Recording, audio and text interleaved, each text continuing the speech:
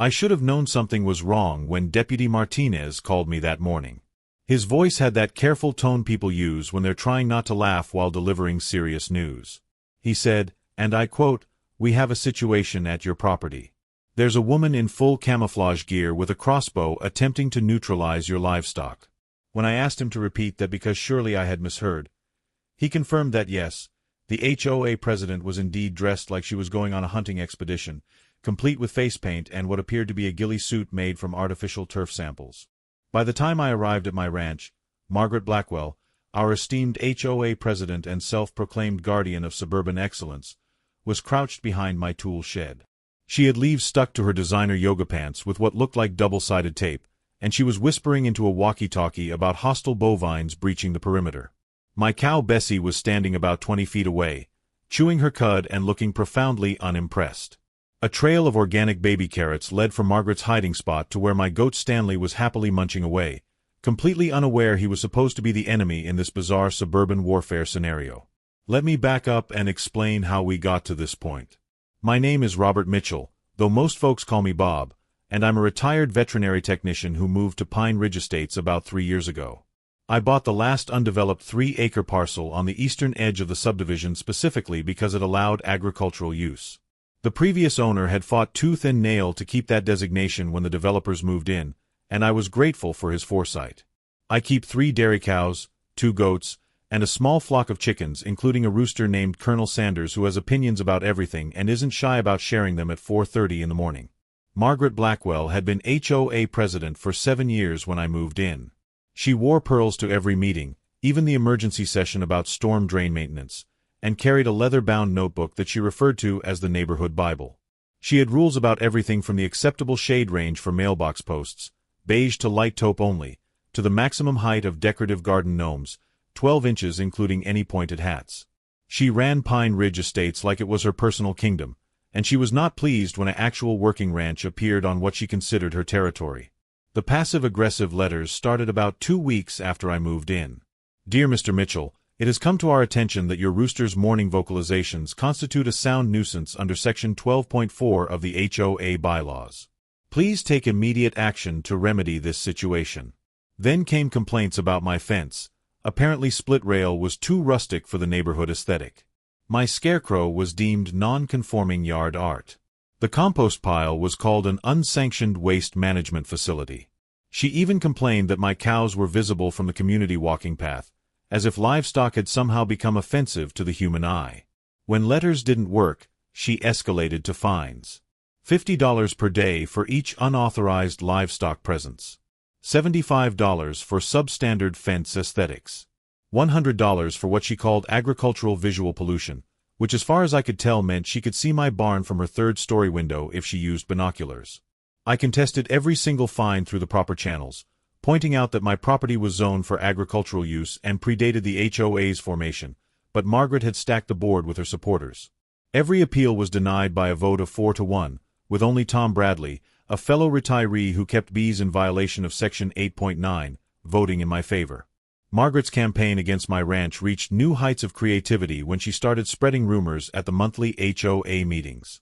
She told anyone who would listen that I was running an illegal raw milk operation out of my barn.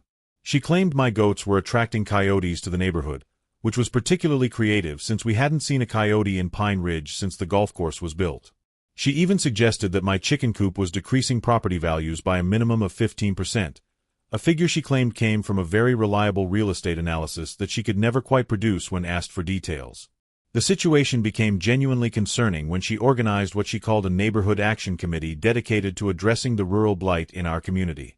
She held meetings in her living room where she served cucumber sandwiches with the crusts cut off and showed PowerPoint presentations about the dangers of agricultural encroachment. She had charts showing the correlation between cow ownership and crime rates, which was 0, but she presented it very dramatically. She created pamphlets with titles like Suburban Excellence versus Rural Decay and Protecting Our Children from Farm Animals. She even hired a lawyer to research options for forcing me out through legal maneuvers. That lawyer, a nervous young man named Bradley Stevens who looked like he regretted every life choice that had led him to this moment, presented the board with a proposal to rezone my property as recreational green space. This would effectively ban all livestock and force me to sell or convert the land to HOA-approved landscaping. The proposal needed a 75% vote from all homeowners to pass, and Margaret launched a door-to-door campaign that would have impressed a congressional candidate. She brought baked goods, made promises about reduced HOA fees, and suggested that my ranch was just the beginning of a rural invasion that would turn Pine Ridge estates into what she called a barnyard dystopia. The vote was scheduled for the annual HOA meeting in September.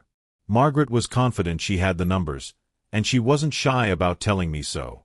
She would stop by my fence during her morning power walks, always wearing a velour tracksuit that cost more than most people's monthly grocery budget, and make comments about how nice my property would look as a community park. She even brought landscape design she had commissioned, showing walking paths where my pasture was and a meditation garden where my chicken coop stood.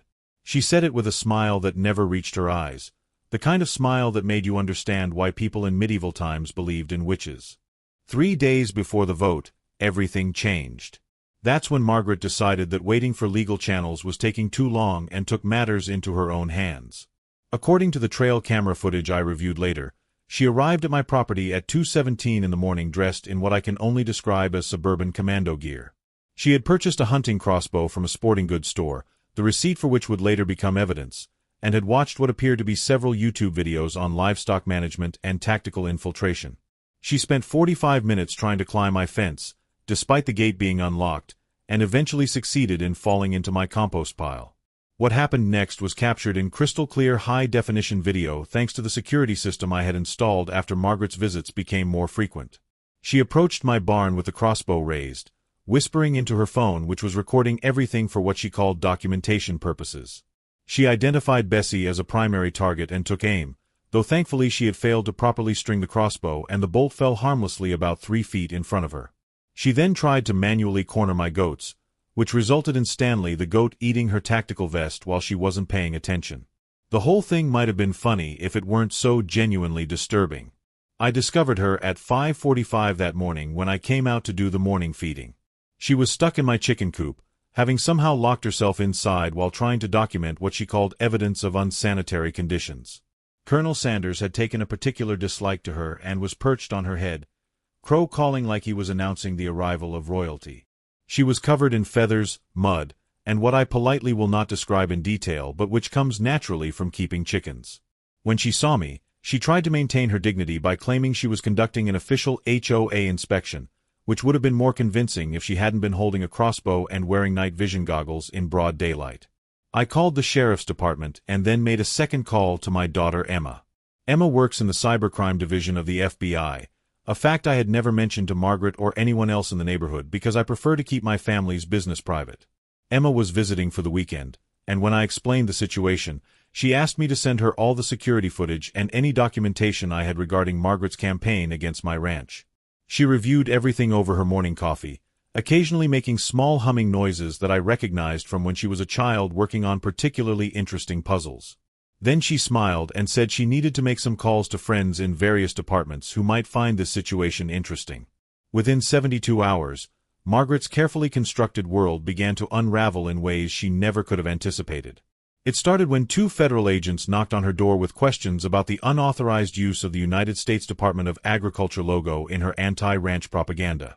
She had downloaded the seal from the internet and used it on flyers claiming my ranch failed to meet federal agricultural standards, which is not only false but also a federal crime.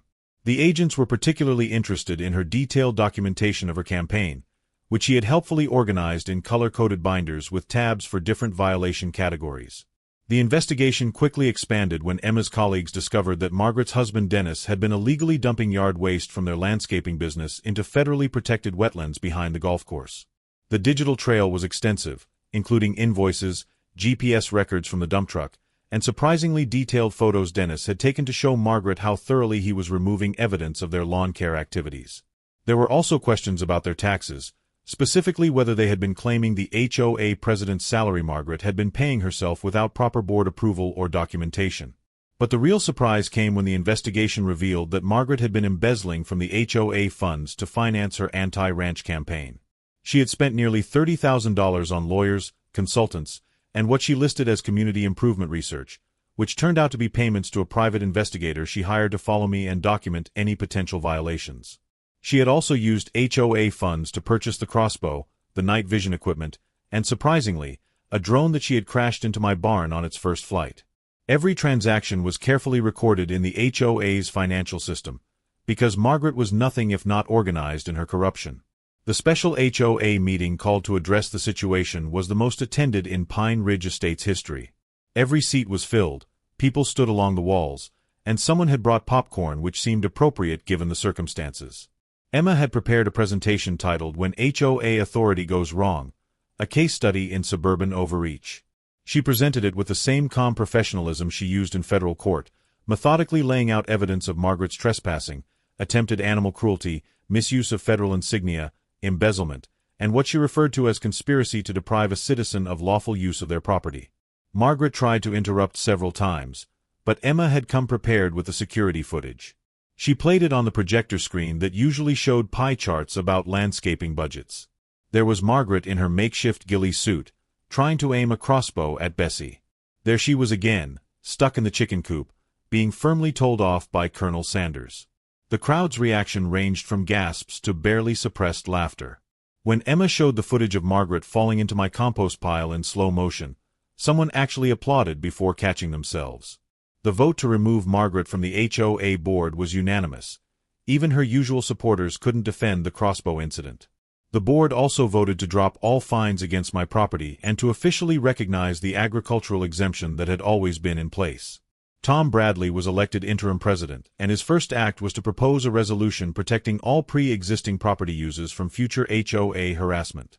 It passed without opposition, possibly because everyone was still in shock from seeing their pearl-wearing president covered in chicken droppings on a 60-inch screen.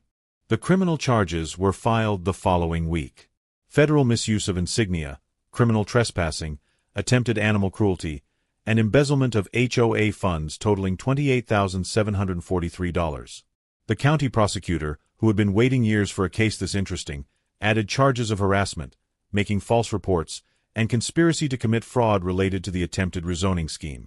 Margaret's lawyer, not the nervous Bradley Stevens who had wisely distanced himself from the situation, but an expensive attorney from the city, tried to argue that Margaret had been acting in the best interests of the community. The judge was not impressed, particularly after viewing the crossbow footage. Margaret was ultimately sentenced to 18 months in federal prison, 3 years probation, and ordered to pay restitution of $35,000 to the HOA plus my legal fees, which came to another $12,000.